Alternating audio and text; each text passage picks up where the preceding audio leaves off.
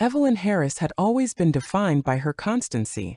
For 38 years, she had lived in the same New England town where autumn blazed in magnificent reds and golds, where winter brought deep snows that hushed the world, and where spring arrived reliably, if cautiously, with pale green buds and hesitant birdsong.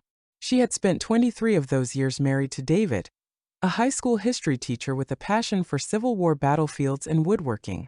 Their modest colonial home on Elm Street housed not only their shared life, but also the small ceramic studio where Evelyn crafted the pottery that had become her livelihood. Her wheel sat before a wide window that invited the northern light. Her shelves displayed finished pieces waiting for weekend craft fairs and orders from the 3 boutiques that carried her work. On the surface, there was a pleasing symmetry to Evelyn's life. She had 2 children, Michael, now 21 and attending college 3 hours away, and Sarah, 18 and about to graduate high school. She had a sturdy marriage. She had a career doing what she loved. She had roots sunk deep into the Massachusetts soil. When David surprised her with the news that the school board had approved his sabbatical and that they would spend the following academic year in Italy, Evelyn's first thought was of her pottery wheel. Her second was of her mother, Ellen, who at 74 remained fiercely independent but who had begun showing subtle signs of forgetfulness. Her third thought was that adventures like this were for other people, not for Constance like her. "But your pottery," she said to David that evening after he'd uncorked a bottle of Chianti to celebrate. "You can take a year off," David replied. His eyes were alight with an excitement she hadn't seen in years. "Or find a studio in Florence. Think of the inspiration. Think of the techniques you could learn." Evelyn touched the rim of her wineglass. "Mom's been forgetting things," she said. "Just small things, but still." "Your sister lives 15 minutes away from her," David countered. His voice was gentle but firm. "And this is just for a year, Ev. 1 year out of your whole life." She looked into his face, the face that had, over the decades, become as familiar as her own reflection, and saw something new there. Hunger, restlessness, fear perhaps, that this was their last chance to break free of the constraints they had so carefully built around themselves. When had David begun to feel trapped? When had he started longing for something beyond their tidy world of lesson plans and pottery wheels and weekend visits to the children? Had she missed the signs, or had she simply chosen not to see them? 1 year, she repeated, lifting her glass to his. To Florence. The decision was made, and Evelyn found herself swept along by David's enthusiasm. He spoke Italian with increasing confidence. He researched neighborhoods and apartments. He arranged for a colleague to house-sit and care for their cat, Marigold. Evelyn's sister, Patricia, promised to keep close tabs on their mother. She helped Evelyn explain the upcoming change to Ellen, who responded with surprisingly robust enthusiasm. "I always wanted to go to Italy," Ellen said. "Your father talked about it, but then his health." She trailed off. "You'll go for both of us, won't you, Evie?" Sarah, who would be starting college in Boston while they were away, seemed unfazed by her parents' sudden burst of adventure. Michael, more surprising still, announced that he would join them for the summer before returning for his senior year. "You'll love Italy, Mom," he promised. "The food alone is worth the trip." So Evelyn found herself packing away her life. She finished her outstanding pottery orders, transferred her most loyal customers to a fellow artist, and sold some of her equipment to free up space in the basement where the remainder would be stored. She sorted through decades of accumulated possessions, deciding what to keep, what to donate, what to discard. She found herself face to face with memories embedded in objects. The children's artwork, David's love letters from their early years, photographs of relatives long gone. It was while packing her studio that Evelyn found the small blue journal tucked behind a shelf of glazes. The leather was soft and worn, the pages yellowed at the edges. She recognized it immediately. Her dream journal from art school, before she'd met David, before she'd settled into the life that now seemed so immutable. She sat on her studio stool and opened the journal. Her younger self had filled its pages with sketches, with descriptions of artwork she hoped to create, with dreams of traveling through Europe and studying with masters. She'd written about wanting to work with clay on a larger scale, not just mugs and bowls, but sculptures that captured the essence of emotion and memory. The last entry was dated 2 months before she'd met David. After that, the remaining pages were blank. Evelyn closed the journal and slipped it into her suitcase. That evening, she made love to her husband with an intensity that surprised them both. Afterward, as they lay tangled together, David murmured, "I was afraid you'd refuse to go." "I almost did," she admitted. "I'm scared, David." "Of what?" She attempted to articulate the feeling that had been growing inside her. "Of learning that I'm not who I thought I was. That we're not who I thought we were." David was quiet for a long moment. "Maybe that's exactly why we need to go." Florence in September was a revelation. The quality of light was different, golden, somehow more substantial than the New England sunshine Evelyn had known all her life. The city itself seemed to pulse with history, each stone and statue bearing witness to centuries of human creativity and passion. Their apartment was on the top floor of a 17th-century building near the Piazza Santo Spirito. It was smaller than their Massachusetts home, with high ceilings, tall windows, and floors that creaked with age. From their tiny balcony, they could see a sliver of the Arno River and the hills beyond. David immersed himself immediately in research for the book he planned to write on the influence of Italian culture on American education. He spent his days in archives and libraries, returning home each evening filled with stories and observations. Michael stayed for 3 weeks, long enough to show them his favorite gelato shop, and to introduce them to a group of expatriate friends before returning to his studies. Sarah called regularly from her new dorm room, reporting on classes and roommates with an enthusiasm that eased Evelyn's guilt about being so far away during her daughter's first year of college. Evelyn's sister dutifully checked on their mother, sending reassuring messages about Ellen's stable condition, and including photos of their weekly lunches together. For the first month, Evelyn felt suspended between worlds, not quite a tourist, not remotely a local. She took language classes 3 mornings a week. She wandered the streets with a sketchbook, recording architectural details and the play of light on ancient facades. She visited every museum, lingering longest before works featuring female subjects, studying the ways artists had captured women's lives across the centuries. It was during one of these museum visits that Evelyn met Lucia, a ceramic artist originally from Naples who had lived in Florence for 2 decades. They struck up a conversation in front of a Renaissance nativity scene that included delicately crafted ceramic figurines. "The glaze on those pieces," Lucia commented in English tinged with an Italian lilt. "It's a technique that's almost lost now." Evelyn, who had been thinking the same thing, turned in surprise. "Are you a potter?" Lucia's smile was warm and immediate. "For 30 years. And you?" 25, Evelyn replied. "Mostly functional pieces." "And now you're in Florence," Lucia said. "Are you working here?" Evelyn shook her head. "I left my wheel behind. My husband is on sabbatical writing a book. I'm just observing." "A potter who doesn't pot." Lucia raised her eyebrows. "That's like a fish who doesn't swim. Come, I'll give you my card. I have a small studio in Oltrarno. We have a wheel you can use." That evening, Evelyn told David about the encounter, holding Lucia's card, embossed with an image of a ceramic vessel, between her fingers. "You should go," David encouraged. "You've been restless. I can see it." Had she been restless? Evelyn wasn't sure, but something about Lucia's directness and the possibility of working with clay again pulled at her. The studio was in the courtyard of a former convent, now divided into artist spaces. When Evelyn arrived the following Tuesday, she found Lucia working alongside 2 younger artists, Marco, who created whimsical animal sculptures, and Sophia, who specialized in ceramic jewelry. "Our American friend," Lucia announced. "Come, let me show you the wheel." For the next 3 hours, Evelyn lost herself in the familiar rhythm of sintering clay, pulling up walls, shaping a vessel from raw earth. Her hands remembered what to do even as her mind registered the differences.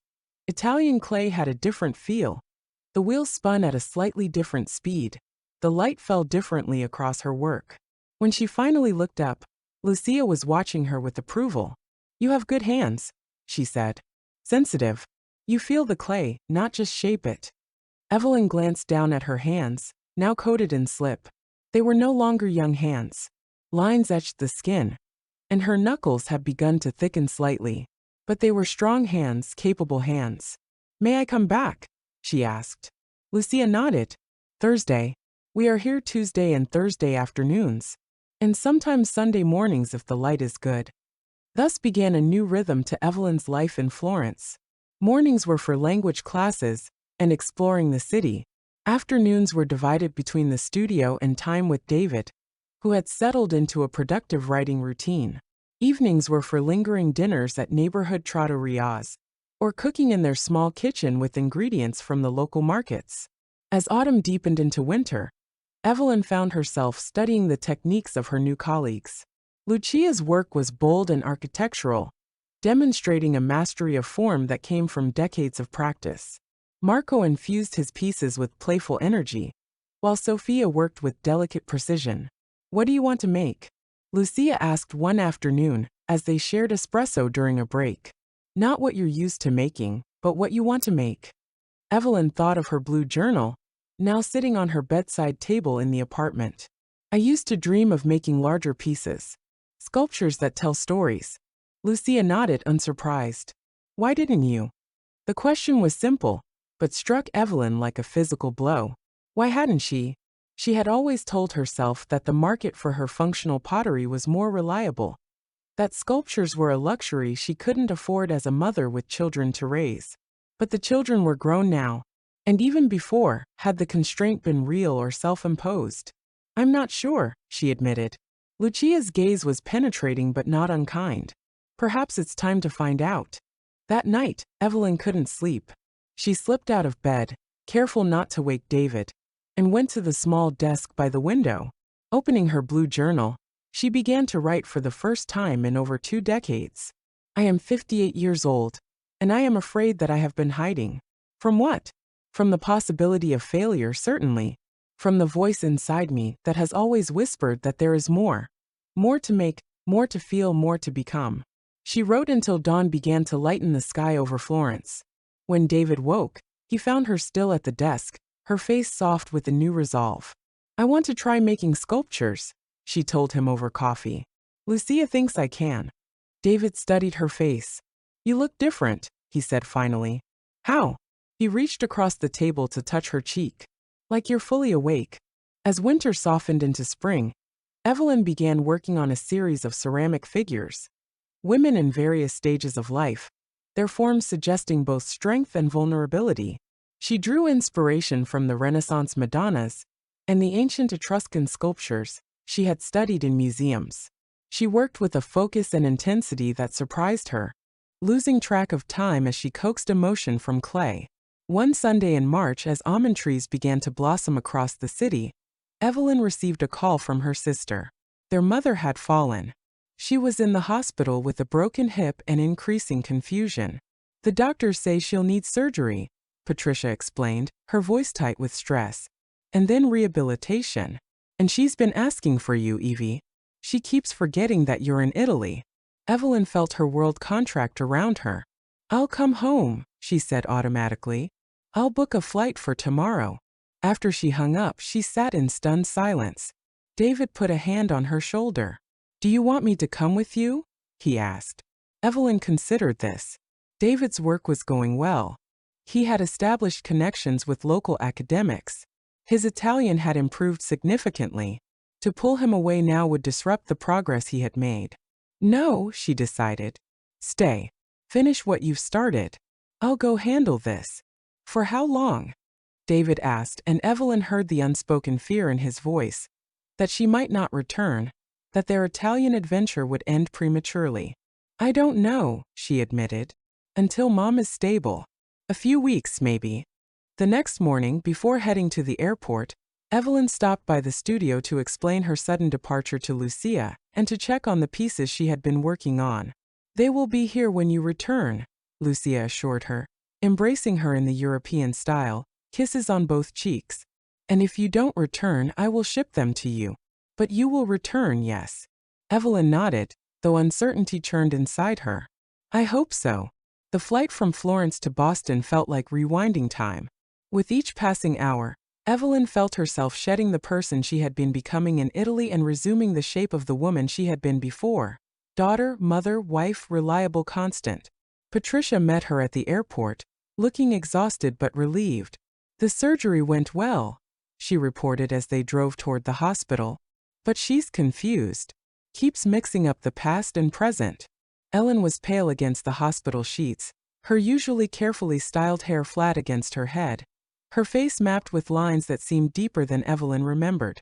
But her eyes brightened when she saw her daughter. "Evie," she said, reaching out with a hand tethered to an 4. "You came back." "Of course I did, Mom," Evelyn replied, taking the fragile hand in both of hers. "How are you feeling?" Ellen's gaze drifted past Evelyn to some point beyond. "Your father was just here," she said. "He brought daisies. My favorite." Evelyn exchanged a glance with Patricia. Their father had been dead for 15 years. "That's nice, Mom," Evelyn said gently. "I'm glad he visited." In the weeks that followed, Evelyn fell back into a version of her old life. She spent days at the hospital, and then at the rehabilitation facility where Ellen was transferred. She slept in her childhood bedroom at her mother's house. She fielded calls from Sarah and Michael, reassuring them that their grandmother would recover. She spoke with David daily, hearing the distance growing in his voice as his life in Florence continued without her. Ellen's physical recovery was slow but steady. Her mental state was more concerning. Some days she was lucid and sharp, asking detailed questions about Italy and commenting on the nurse's competence. Other days she drifted through memories, addressing Evelyn as if she were still a child or confusing her with her sister. The doctors called it post-operative delirium complicated by early-stage dementia. "It may improve as she recovers from surgery," the geriatric specialist told Evelyn and Patricia. "But you should prepare yourselves for the likelihood that she won't return to her previous level of independence." Patricia, who had a demanding job and 2 teenagers still at home, looked at Evelyn with unspoken pleading. "I've been managing all this time," she said later over coffee in the hospital cafeteria. "And with Rob traveling so much for work, it's been a lot." The implication hung between them. Now it was Evelyn's turn to shoulder the burden of their mother's care. Evelyn felt the weight of expectation pressing down on her. This was what daughters did, especially daughters like her, reliable, present, constant. But for the first time, something inside her resisted. "I need to think about this," she told Patricia. "I have a life in Italy right now. David is there. My work is there." Patricia's expression hardened slightly. "Your pottery? Evie, this is Mom we're talking about. She took care of us. Now she needs us." Evelyn nodded, acknowledging the truth in her sister's words. Yet as she drove back to her mother's house that evening, her thoughts returned to the studio in Florence, to the clay waiting on her wheel, to the sculptures taking shape under her hands. For the first time, she allowed herself to recognize that her art wasn't just a hobby or even a profession. It was a vital part of her identity, one she had only just begun to fully embrace. That night she called David. "I'm struggling," she admitted. "Mom needs more care than Patricia can provide on her own. But I don't want to give up what we've started in Florence." "What I've started?" David was quiet for a moment. "What if you brought her to Italy?" he suggested finally. "Just until she's stronger. We could find a place on the ground floor. Hire some help." The idea was startling in its simplicity. Would that work? Evelyn wondered aloud. She's so disoriented already. Would a completely new environment make that worse? "Or it might stimulate her," David countered. "New experiences, new surroundings. And she'd have you there consistently." Evelyn considered the possibilities. "Let me think about it. Let me talk to her doctors." The geriatric specialist was cautiously supportive. "Change can be difficult for dementia patients," she acknowledged. "But your mother's condition is still mild. And there's evidence that novel experiences can sometimes help maintain cognitive function. The most important thing is consistent care from someone she trusts." Ellen herself seemed enchanted by the idea when Evelyn tentatively proposed it. "Italy?" she repeated, her eyes sparkling with an alertness that had been intermittent lately. "I always wanted to go to Italy. Your father promised we would, you know, for our 40th anniversary." "I know, Mom," Evelyn said softly. "So what do you think? Would you like to come stay with me and David in Florence for a while? Just until you're stronger." Ellen reached for Evelyn's hand, her grip surprisingly firm. "I think it's time I had an adventure, don't you?" Patricia was less enthusiastic. "Are you sure this is best for her?" Or just most convenient for you? The accusation stung, and Evelyn felt the familiar urge to capitulate, to prioritize everyone else's needs above her own. But the woman who had been emerging in Florence, the artist who worked with quiet intensity, who had begun to find her authentic voice, would not be silenced. It's not about convenience, she told her sister firmly. It's about finding a solution that works for everyone, including me. I'm not abandoning Mom. I'm bringing her into my life. In the end, Patricia relented, though with obvious reservations. Ellen's doctors provided detailed care instructions and contact information for English-speaking healthcare providers in Florence. Michael and Sarah, when told of the plan, both offered to visit during their summer breaks to help with their grandmother. 6 weeks after her abrupt departure from Italy, Evelyn boarded another plane, this time with Ellen beside her in a wheelchair, their suitcases containing not just clothing but medications, medical records, and a few precious family photographs to help orient Ellen when confusion descended. As the plane lifted off, Ellen gripped Evelyn's hand. "I'm not afraid," she announced. Evelyn smiled at her mother. "Neither am I." The apartment on Borgo San Frediano was a find, a ground-floor unit with only 2 steps up to the entrance, a small courtyard garden, and enough space for Ellen to have her own room while still providing a living area where David could work and Evelyn could display some of her smaller ceramic pieces. They hired Sophia's Aunt Martina, a retired nurse, to help with Ellen's care 3 days a week. On the other days, Evelyn balanced her time between the studio and home, often bringing her mother with her to the former convent where Lucia and the others welcomed Ellen with espresso and patience for her halting attempts at Italian phrases. "She has an artist's eye, your mother," Lucia observed one afternoon as Ellen sat in the courtyard, sketching the potted lemon trees with careful concentration. "Has she always drawn?" Evelyn shook her head, watching her mother with wonder. "Never. At least, not that I knew of." The neurologist they consulted in Florence was not surprised. "We see this sometimes with dementia patients," she explained. "As certain neural pathways deteriorate, others may become more active. Some patients develop new interests or skills they never exhibited before." David, meanwhile, had completed the first draft of his book and was planning a series of interviews with Italian educators to round out his research. He'd grown a beard and taken to wearing linen shirts and scarves, looking more European with each passing week.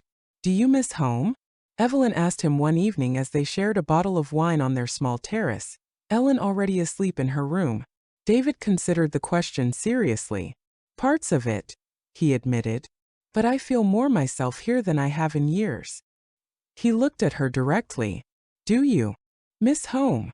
Evelyn turned the wine in her glass, watching the light play through the ruby liquid. "I miss the children. I miss the familiarity of knowing exactly where everything is and how everything works. But no, I don't miss the life I was living." She paused, searching for the right words. "I think I was hibernating there, going through the motions. Here I'm awake." David nodded, understanding. "And your mother? How do you think she's doing?" Ellen's condition had stabilized into a pattern. Mornings were her clearest time, when she could converse coherently and even help with small tasks around the apartment. Afternoons often brought confusion and time slips, as they had taken to calling her journeys into the past. Evenings were for calm rituals, a light dinner, a short walk if she was strong enough, and Evelyn reading aloud from one of the art books they had collected. "She's different," Evelyn acknowledged. "But so am I. So are we all." As spring deepened into summer, Evelyn continued work on her series of ceramic women. The pieces had evolved from her original concept. Now each figure held something: a book, a child, a house, a bird, representing the elements that defined their lives. Some of the figures were releasing these objects, their faces expressing both loss and liberation. Lucia, watching the series develop, nodded with approval. "You're finding your voice," she said. "These speak with emotion but also with truth." When Sarah arrived in June for a 3-week visit, she brought her camera and a determination to document Ellen's Italian adventure, as they had come to call it. She photographed her grandmother in the markets, in gardens, in museums, capturing the moments of delight that still shone through the increasing fog of her dementia. "She seems happy, Mom," Sarah observed one evening as they reviewed the day's photographs. "Different but happy." Evelyn nodded, studying an image of Ellen gazing up at Brunelleschi's dome, her face transfixed with wonder. I think she is. In her own way.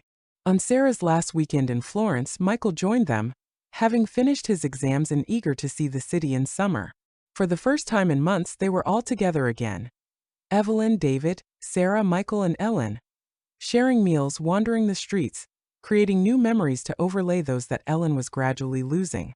I've never seen you like this, Michael told Evelyn as they sat together in the Boboli Gardens, watching David help Ellen navigate the gravel paths. You seem, I don't know, more colorful. Evelyn smiled at her son's choice of words. I think I am. I'm making different choices. Good ones, Michael affirmed. That show Lucia mentioned, are you really going to do it? The exhibition was scheduled for October, a showcase of work by the artists from the Oltrarno studio. Lucia had been insistent that Evelyn include her sculptures of women. I'm terrified, Evelyn admitted. But yes, I'm doing it. When the children returned to the States, the apartment felt emptier but not bereft. Ellen, who had been energized by her grandchildren's presence, slipped deeper into confusion in the days following their departure. Twice she wandered away from the apartment while Evelyn was distracted, once making it several blocks before a shopkeeper recognized her from her daily walks and called Evelyn's number, which she now kept tucked in her mother's pocket. I was looking for your father, Ellen explained after the second incident, her face crumpled with distress. He's waiting for me. Evelyn held her mother gently. He's not lost, Mom. He's just waiting for the right time.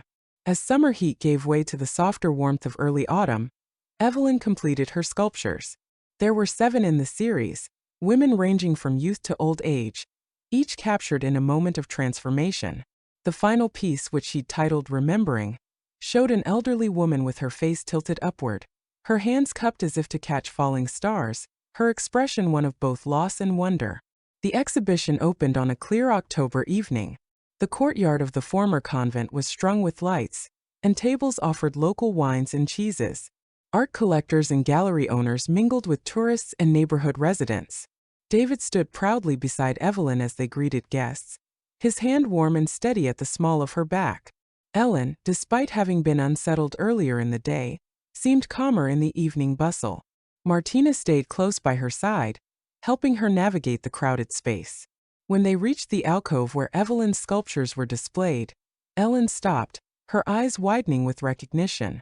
Evie, she said clearly, looking at the sculpture titled Remembering. That's me. Evelyn nodded, emotion tightening her throat. Yes, Mom. That's you. Ellen studied the figure with intense concentration. She's letting go, she observed. Then, turning to Evelyn with unexpected lucidity, she added, sometimes letting go is the greatest gift we can give each other. Later that evening, as the gathering began to disperse, Lucia approached Evelyn with a distinguished-looking woman in her 60s. This is Isabella Ricci, Lucia introduced her. She owns a gallery in Milan and another in New York. She's interested in your work. Isabella Ricci's handshake was firm, her gaze direct. Your sculptures have a powerful emotional resonance, she said without preamble. I would like to discuss representing you in both my galleries. Evelyn felt the world tilt slightly. I'm flattered, she managed. But I should tell you that our situation is complicated. My mother is ill. We're only here for another 2 months before my husband's sabbatical ends. Isabella waved a dismissive hand. Life is always complicated. Art comes from that complexity. We can work around practical matters if the work is strong enough. She handed Evelyn a business card. Think about it. Call me when you're ready to discuss details. That night, after Ellen had been settled into bed and David had gone to sleep, Evelyn sat alone in their small living room, Isabella's card in her hand. The possibility it represented was both exhilarating and terrifying. Gallery representation. Her sculptures, not her functional pottery, but these deeply personal expressions of women's lives, on display in Milan and New York. But the sabbatical would end soon. David would return to his teaching position. Their house in Massachusetts would be waiting. Ellen would need ongoing care, likely more intensive as her condition progressed. Evelyn's life had always been defined by her responsibilities. She had built her pottery business around her children's schedules, her husband's career, her community's needs. She had made art that fit neatly into the spaces left available. Now suddenly she was being offered a chance to place her art at the center of her life. Could she do it? Should she? She was still awake when dawn broke over Florence, illuminating the terracotta tiles of neighboring rooftops with golden light. David found her there, staring out the window. "You didn't sleep," he observed, joining her on the small sofa. Evelyn handed him Isabella's card. "She wants to represent my work," she said, "in Milan and New York." David's face lit with pride. "That's incredible, Ev. You deserve this. But what about going home? Your job, Mom's care." David was quiet for a long moment. "What if home could be redefined?" he asked finally. "What if we didn't go back to exactly the same life?" Evelyn looked at him, startled. "What are you suggesting?" "I've been offered a position here," he confessed. "Part-time teaching at the American University. I was going to surprise you with the news after the exhibition. But your tenure, your pension." "I'm 59, David interrupted gently. "I've spent my entire career teaching about history and culture from a distance. Being here, experiencing it firsthand, it's changed how I see everything. I don't want to give that up." Evelyn felt a flutter of possibility beneath her ribs. "And Mom? She needs stability." "Martina's sister runs a small care home just outside the city," David said. "We visited it last week when you were at the studio. It's lovely, gardens, art therapy, music." Ellen seemed to respond well to the environment. Evelyn stared at her husband. "You've been planning this?" David shook his head. "Not planning. Just exploring options. Being open to possibilities. The way you've been with your art." For so long, Evelyn had defined herself by her constancy, by her ability to remain steady while others changed around her. Yet here she was on the edge of transformation, poised between the life she had known and a new existence shaped by her own creative voice. "I'm scared," she admitted. David took her hand. "That's how you know it matters." As if summoned by their conversation, Ellen appeared in the doorway of her room, her white hair tousled from sleep, her eyes bright with morning clarity. "Are we in Italy?" she asked, a question that had become her morning touchstone. "Yes, Mom," Evelyn replied, rising to help her to a chair. "We're in Italy." Ellen nodded, satisfied. "Good. I always wanted to go to Italy." She looked at Evelyn with sudden recognition. "You took me here. You made my dream come true." Evelyn felt something crack open inside her, a space where fear had been replaced by certainty. "Yes," she said. "And now it's time for me to follow my dreams too." In the weeks that followed, decisions were made with both care and courage. Evelyn accepted Isabella Ricci's offer of representation. David negotiated a leave of absence rather than a resignation from his position in Massachusetts, giving them time to determine if the move to Italy would be permanent. Their house would be rented for a year, providing income while preserving the option to return. Ellen transitioned to the care home, where her condition continued its slow decline but where she found joy in the gardens and in the young art therapist who encouraged her newfound interest in drawing. Evelyn visited daily, sometimes bringing clay and working alongside her mother, their hands shaping vessels from earth as they had once shaped a life together. Patricia flew over for a visit, initially skeptical but gradually won over by the evident care Ellen was receiving and by the transformation she witnessed in her sister. "You're different," she acknowledged as they sat in the care home's garden, watching Ellen doze in the autumn sunshine. "I've never seen you like this." "Like what?" Evelyn asked. Patricia considered her words carefully. "Like you're fully yourself. Like you found something you lost." Evelyn thought of her blue journal, now filled with new entries. Not just dreams deferred but dreams in progress. "Maybe I have," she agreed. The next year would bring its own challenges. Ellen's condition would continue to deteriorate. There would be difficult conversations about money, about distance, about the balance of freedom and responsibility. Evelyn's work would find an audience, but with recognition would come the pressure to produce, to evolve, to justify the faith Isabella Ricci had placed in her vision. But for now, on this clear autumn afternoon in Florence, Evelyn Harris, daughter, mother, wife, artist, sat in the slanting light with her sister at her side and her transformed life before her. She had crossed an ocean to find herself. She had faced the fear of change and discovered that transformation was not an ending but a continuation, the next step in a journey that had been unfolding all along. As the sun touched the tops of the cypress trees, Evelyn reached for her sister's hand. "Do you know what I've learned?" she asked softly. Patricia shook her head. "That constancy isn't about staying the same," Evelyn said. "It's about remaining true to the deepest part of yourself, even as everything around you changes. Even as you change." Ellen stirred in her chair, her eyes opening to the golden light. For a moment her gaze was perfectly clear. The mother Evelyn had always known, the woman who had shaped her life with quiet strength. "Beautiful," Ellen murmured, looking at her daughters hand in hand against the backdrop of Florence. "Everything is so beautiful." Evelyn smiled at her mother, at the woman who had given her life and who was now teaching her, through the process of letting go, how to truly live it. "Yes," she agreed. "It is." The gallery in Milan was filled with light and voices. Evelyn moved through the crowd, accepting congratulations for her second major exhibition. This collection, titled Echoes, featured sculptures that explored the relationship between memory and identity, women whose forms seemed to shimmer between states of being, as if caught in the act of transformation. "These pieces speak to me in a way I cannot fully articulate," an elderly Italian collector told her, his weathered hands gesturing toward a sculpture of a middle-aged woman whose ceramic form appeared to be dissolving into ripples at the edges.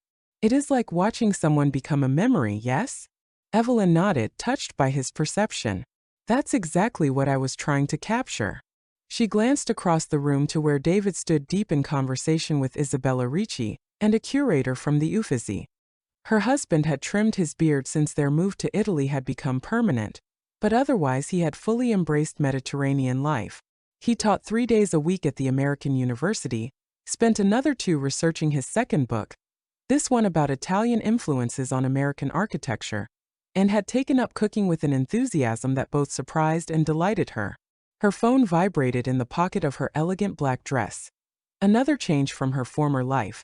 This attention to fashion that she had once considered frivolous, but now embraced as another form of creative expression. She slipped away from the crowd to check the message. It was from Michael with a photo attached. Sarah standing proudly beside a display of her photographs at a small gallery in Boston. "Like mother, like daughter," the caption read. Sarah had graduated with a degree in photography the previous year, and had been working as an assistant to a well-known documentary photographer, while developing her own portfolio. This was her first exhibition, a series capturing elderly couples dancing, their aged bodies graceful with the memory of movement. The project had been inspired, Sarah told them, by watching her grandmother in Florence, the way Ellen had sometimes swayed to music even as words failed her. Evelyn felt the familiar pang of loss mingled with pride. Ellen had died 6 months earlier, peacefully in her sleep at the care home where she had spent her final 18 months.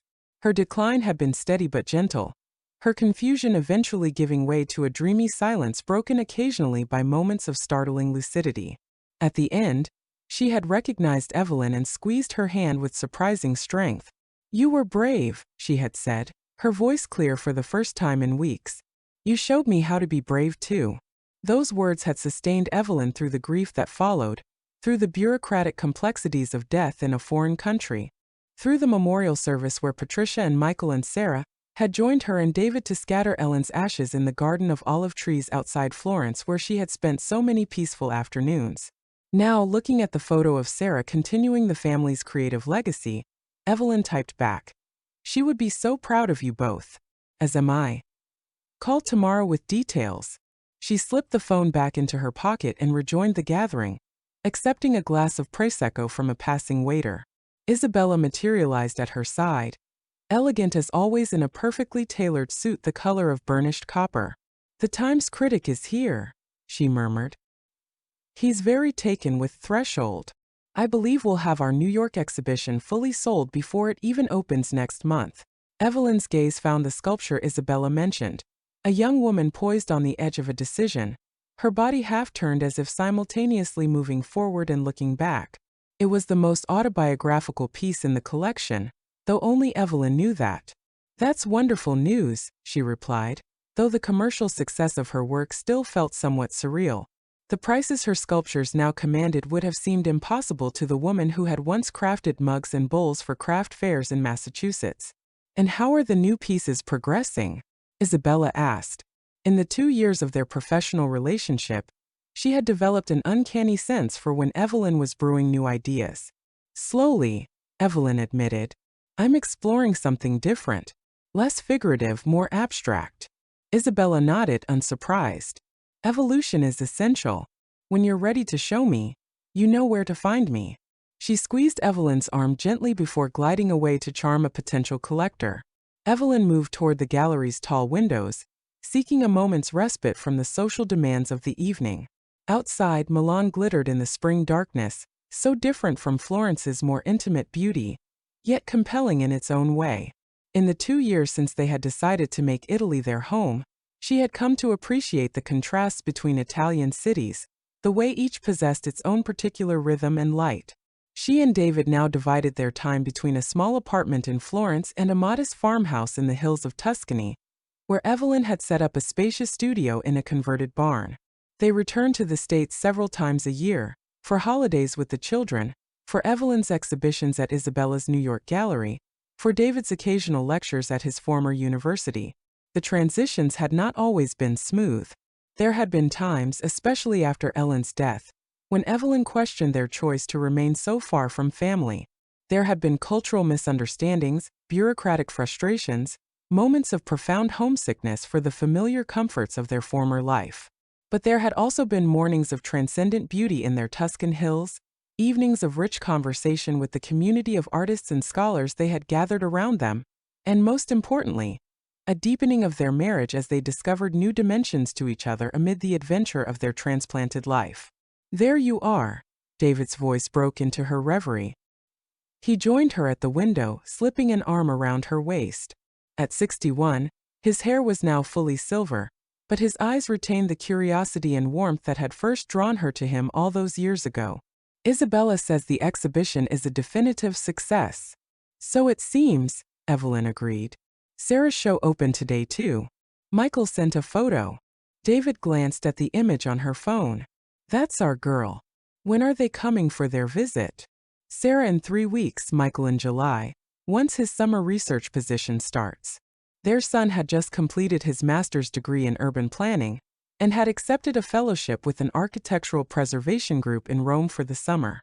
"They'll overlap for a week at the farmhouse." David smiled at the prospect. "Perfect timing. The cherries will be ripe, and Johnny promised to teach us how to make proper limoncello with lemons from his grove." Their neighbor Johnny, a retired philosophy professor, had taken David under his wing, determined that his American friend should learn all the essential skills of Tuscan country life, from pruning olive trees to fermenting grappa in his cellar. "I should circulate again," Evelyn said, though she was reluctant to leave the quiet moment with her husband. "Isabella is giving me pointed looks." David kissed her temple. "Go be brilliant. I'll be here admiring you from afar." She squeezed his hand and moved back into the crowd, greeting collectors and critics with a confidence that still sometimes surprised her. At 60, Evelyn Harris had become known for sculptures that explored female identity and transformation with unusual emotional depth. Critics used words like luminous and revelatory to describe her work.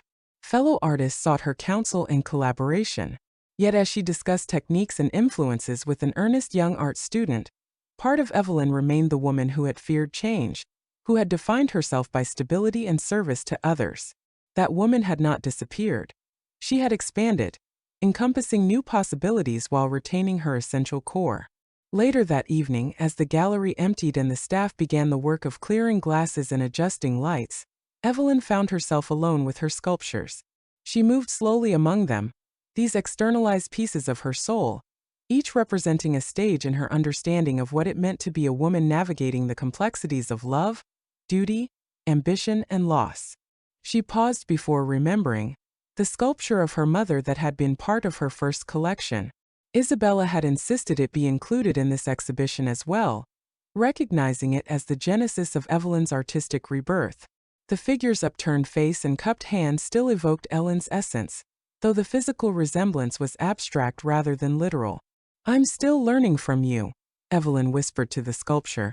to her mother's memory, still letting go and holding on in equal measure. She felt David's presence before he spoke, a warm certainty at her back. "Ready to go home?" he asked softly. Home. Such a fluid concept now, their apartment in Florence, the farmhouse in the hills, the house in Massachusetts that they still owned but now rented to a young professor and his family. Home had become less about place and more about presence, about the light-filled spaces where she could work and love and remember. "Yes," she replied, turning to her husband. "I'm ready." They walked arm in arm through Milan's elegant streets, past cafes still bustling with nightlife and ancient churches silent in the darkness. Evelyn thought of the new series taking shape in her mind, abstractions inspired by the patterns water made as it flowed over stone, the way time seemed to polish some memories while eroding others. "What are you thinking about?" David asked as they paused at a crosswalk. "The new pieces," she admitted. "They're going to be different. I'm not sure Isabella will understand the direction at first." David smiled. "She'll catch up. True patrons recognize that artists must follow their own vision, even when it leads somewhere unexpected." Evelyn nodded, grateful for his quiet confidence in her creative instincts. "It's strange to think how afraid I was of change, how convinced I was that stability meant sameness. We all get trapped in our own definitions sometimes," David reflected. "The trick is recognizing when they've become too small for who we're becoming." As they reached their hotel, the night doorman greeted them with familiar warmth. In the elevator, Evelyn leaned against David's shoulder, suddenly aware of the day's accumulated fatigue. The opening, the socializing, the emotional resonance of seeing Sarah's success. It all washed over her in a wave of grateful exhaustion. Their suite was spacious and elegant, with windows overlooking the illuminated dome of the Galleria. David opened them to let in the mild spring air while Evelyn slipped off her shoes and unpinned her silver-streaked hair, now worn in a stylish bob rather than the practical ponytail of her former life. "I had a thought today," David said, loosening his tie. "About the farmhouse." Evelyn looked up, curious. In the 2 years they had owned the Tuscan property, they had gradually renovated the main house while leaving the studio barn largely as they had found it, structurally sound but aesthetically rustic.